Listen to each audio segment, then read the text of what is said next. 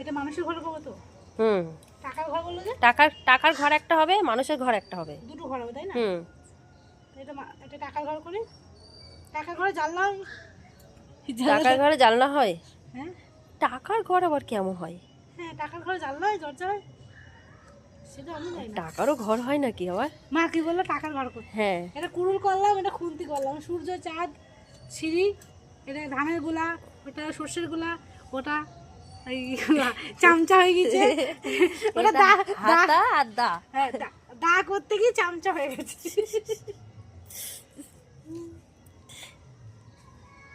গ্রামে খুব ভালো ভালো করে দেয়। আমি আমাদের বাপের বাড়িতে নেই এটা। আমাদেরই নেই, এই বাড়িতেই আছে। আমাদের সেই সূর্যকে পিঠা দেয়, ভোরবেলা উঠে সূর্যকে পিঠা দেয়। আর এটা আমার প্রথমবার হচ্ছে আমার। হুম হুম। আর জুই তো করে, এটা বানায়।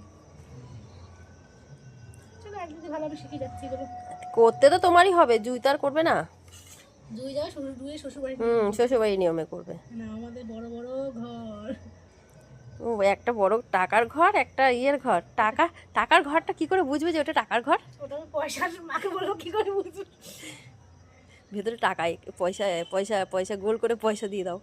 গোল গোল করে হ্যাঁ। গোটা গোটা নোট লাগবো, কিন্তু গান্ধীজির মুখটা কি করে বানাবো? কত কিছু করতে হবে না?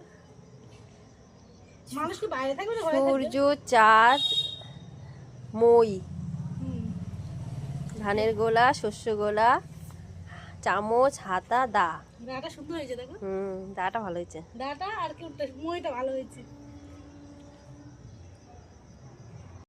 হয়ে গেছে।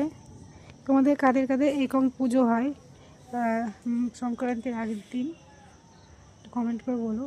এই যে আমাদের শ্বশুরবাড়িতে এটা নিয়ম।